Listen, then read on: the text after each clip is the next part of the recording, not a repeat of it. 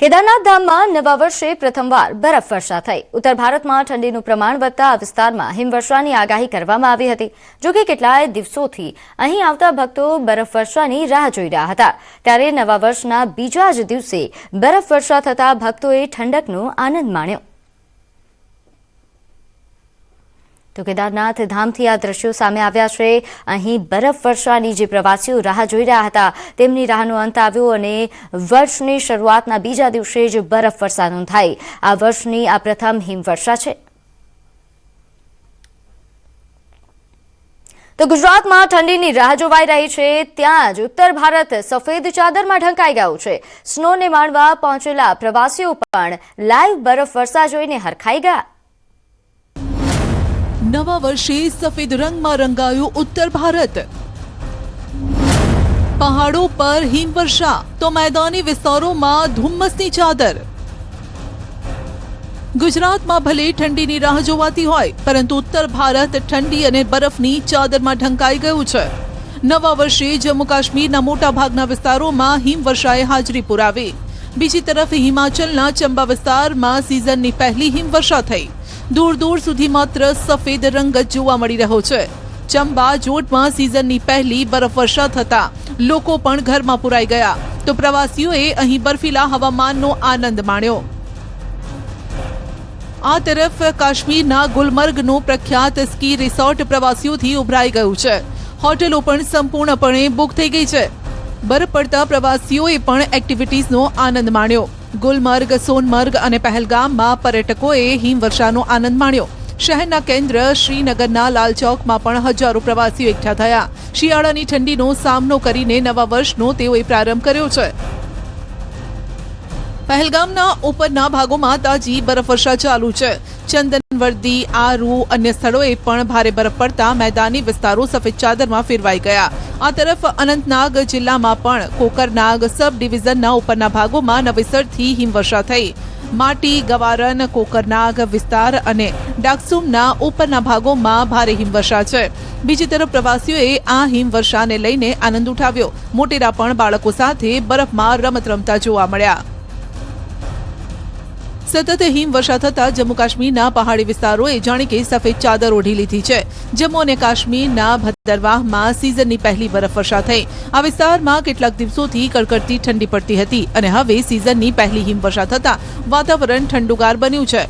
બીજી તરફ અહીં આવતા પ્રવાસીઓએ પણ તેનો આનંદ ઉઠાવ્યો છે। હવામાન વિભાગના જણાવ્યા અનુસાર જમ્મુ વિભાગના પૂંછ, રાજૌરી, ડોડા, ભદરવાહના પહાડી વિસ્તારમાં ગમે ત્યારે બરફવર્ષા થવાની સંભાવના છે। જમ્મુ શહેરમાં ગાઢ ધુમ્મસના કારણે લોકોની મુશ્કેલી પણ વધી ગઈ છે। જમ્મુથી શ્રીનગર જતા રસ્તા પર છવાઈ ધુમ્મસની ચાદર। વિઝિબિલિટી ઘટી જતા રસ્તા પર વાહનોની અવરજવર પણ ઓછી દેખાય। જે વાહનો અહીંથી પસાર થતા હતા તેઓએ પણ હેડલાઇટ ચાલુ રાખવાની ફરજ પડી અને સ્પીડ પણ ઓછી રાખીને ધ્યાનપૂર્વક રસ્તો પસાર કરતા હતા। સૂર્યદેવ પણ ધુમ્મસની પાછળ છુપાયેલા જોવા મળ્યા। જો કે આવા વાતાવરણમાં અકસ્માતોની સંખ્યા વધી જતી હોય છે, માટે હાઈવે પર અકસ્માત ટાળવા માટે ત્યાંથી પસાર થતા વાહન ચાલકોને પણ તંત્રએ ખાસ સાવધાની રાખવા માટે સૂચના આપી છે। यहाँ से अंदाजा लगा सकते हैं आप कि कितना ज़्यादा कोहरा इस समय खुले आसमान में है। हर आने जाने वाली गाड़ी की रफ्तार तो है ही है धीमी, लेकिन उनको अपनी हेडलाइट्स ऑन करके आना पड़ रहा है। मेरी मौजूदगी जम्मू कश्मीर राष्ट्रीय राजमार्ग पर है और ये रास्ता कश्मीर की तरफ जाता है। तो आप दूर अगर नजर दौड़ाएं तो काफ़ी ज़्यादा धुंध हो चुकी है और बेहद ज़्यादा मुश्किलें वाहन चालकों को आ रही है जम्मू से श्रीनगर पहुँचने में। अक्सर जम्मू कश्मीर में जब हल्की सी बारिश हो या कोहरा हो जाए तो गाड़ियों की आवाजाही भी। तो આગળ વાત કરીએ અંબાજી મંદિરમાં મા અંબાનો આજે પ્રાગટ્ય મહોત્સવ ઉજવાઈ રહ્યો છે। અંબાજીમાં માતાજીની આજે શોભાયાત્રા યોજાશે। શોભાયાત્રામાં વિવિધ ટેબલો પરિભ્રમણ કરશે। શાકંભરી પૂનમ, શાકભાજીનું અન્નઘૂટ ધરાવાશે। ચાચર ચોકમાં 101 પાટલા કુંડી હવન પણ યોજાશે। માની આજે પ્રાગટ્ય દિવસ છે અને આજે પાટોત્સવ પણ છે। આજે હજારોની ભીડ અત્યારે અહીંયા ઉમટી રહી છે।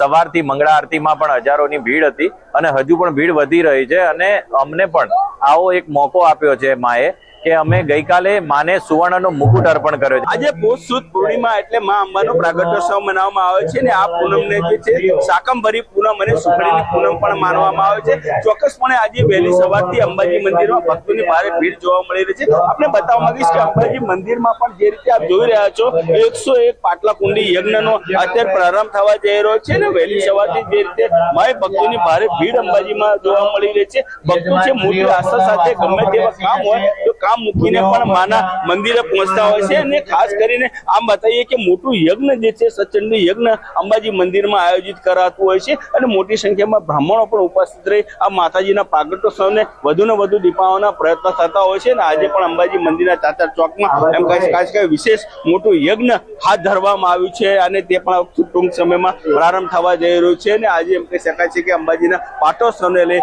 ભક્તોની ભારે ભીડ અંબાજી મંદિરમાં ઉમટી પડી છે અને બપોરના સમયે અંબાજીમાં વિશાળ નગર યાત્રા પણ નીકળશે માતાજીની કે જે મા અંબા પોતે સ્વયં હાથીઓ પર બિરાજમાન થઈ નગર યાત્રા પરિભ્રમણ કરશે। મહેન્દ્ર અગ્રવાલ, ન્યૂઝ 18 ગુજરાતી, અંબાજી। તો પોષ સુદ પૂર્ણિમા નિમિત્તે શામળાજીમાં પણ મહોત્સવ ઉજવાઈ રહ્યો છે। શામળાજી ખાતે હજારો ભક્તો ઉમટશે। ભગવાનને આભૂષણોથી વિશેષ શણગાર કરવામાં આવ્યો છે। શામળિયાના દર્શન માટે ભક્તોનું ઘોડાપુર સવારથી જ ઉમટ્યું હોય તેવા દ્રશ્યો આવ્યા। ભક્તો ભગવાન શામળિયાના દર્શન કરી ધન્યતા અનુભવશે। વધુ વિગત સાથે મારી સાથે સંવાદદાતા હાર્દિક જોડાઈ ગયા છે। હાર્દિક, આજે પૂર્ણિમા નિમિત્તે શામળાજીમાં કેવો માહોલ?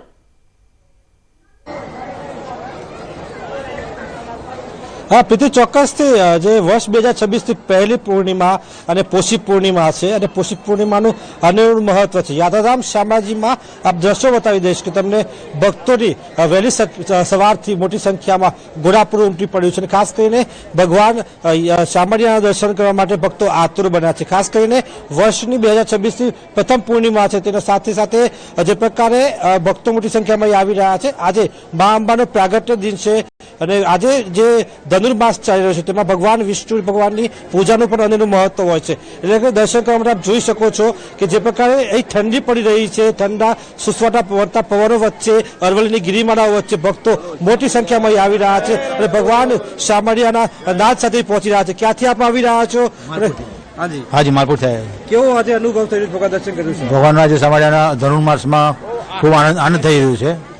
વિષ્ણુ ભગવાનનું બહુ મહત્વ છે શામળાજી પૂનમનો દિવસ। આજે આપ આવી રહ્યા છો, બધા આવી રહ્યા છે, જોઈ શકો છો આપ દ્રશ્યોમાં કે જો લાંબી કતારો છે। આપ ક્યાંથી આવો છો? દાહોદથી આવ્યા છે। આ ઠંડી પડી રહી છે, ભગવાન દર્શન કરવા માટે બઢિયા, મજા આવે છે। આપ જોઈ શકો છો જે પ્રકારે ભક્તોની ભીડ જામી છે દાહોદથી